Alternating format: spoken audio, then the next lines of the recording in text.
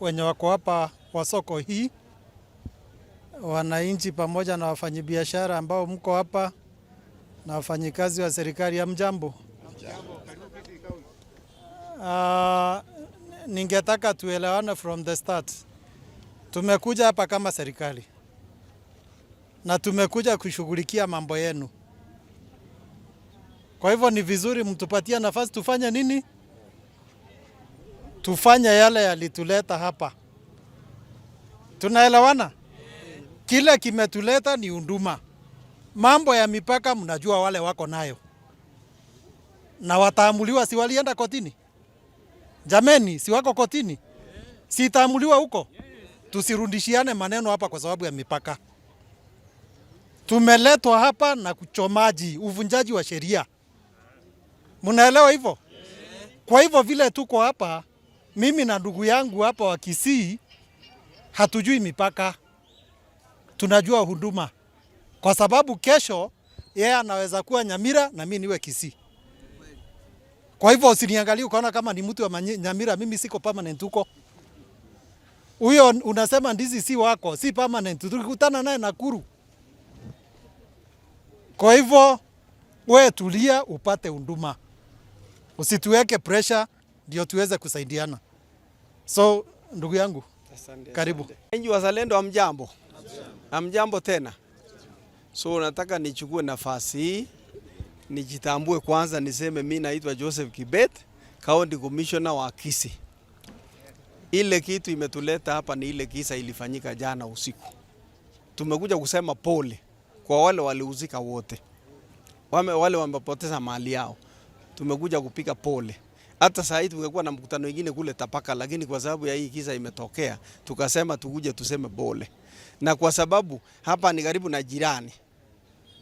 Si hapa ni kwa jirani.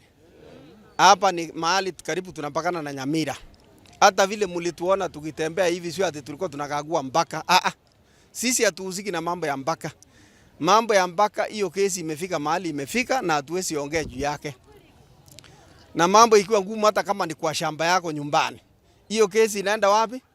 Tukishindwa kutatua inaenda kotini. Na ile koti inaenda ni kotini ya Environment and Land Court.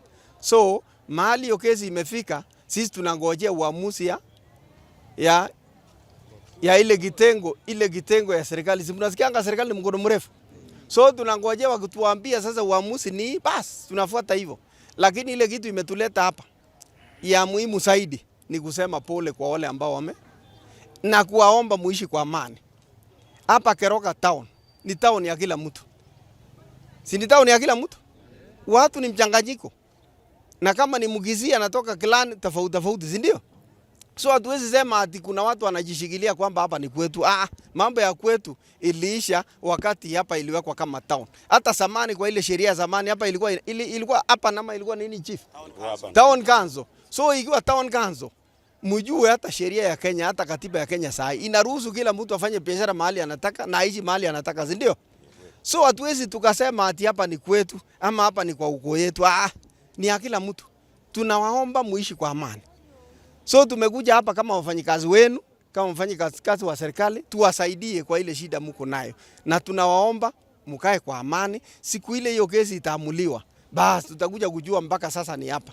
Wale wanahusika na mambo ya kusanya kodi, basi watajua mwelekeo. Lakini kwa sasa hatuwezi ongea. Hatutaki tukitoka hapa inasemekana ati County Commissioners wameamua mpaka ni hapa. Sisi hatuhusiki na hiyo. Tunaelewana? Hatuhusiki na hiyo. Tumekuja tu kupiga pole zetu kwa sababu tunajua mmepoteza mali na nyinyi wote ni wananchi wetu. Sisi ni majirani. Nyamira na Kisii ni jirani. Na vile ndugu yangu amesema, kesho naweza patikana nikiwa Nyamira na yeye anaweza patikana akiwa Kisii.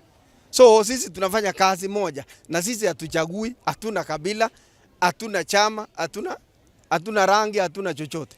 Sisi ni wafanyikazi wa serikali wale tunatumikia kila mtu. Sawa sawa? So tunawaomba tukitoka hapa tunataka muishi kwa amani. Wale wahalifu walifanya hiyo kitendo watapatikana, hawatakosa kupatikana kwa sababu serikali ni mkono mrefu. Na mtatusaidia. Ile kitendo ilifanyika hapa haikosi kuna mtu mmoja mawili waliona. So mtasaidia maafisa wetu wa usalama wale wanategua hiyo kitendawili. Sawa sawa? So hatutaki kuwapotezea wakati, tunataka murudi kwa biashara na murudi mfanye biashara kwa amani. Sawa sawa. Asanteni na mubarikiwe. So mambo ya mpaka nataka murudi manyumbani mkijua mpaka inatatuliwa na ile kitengo ya serikali inahusika. Sawa sawa. Nao ndio watatupea mwelekeo. Yetu ni kutekeleza wajibu kulingana na sheria. Sawa?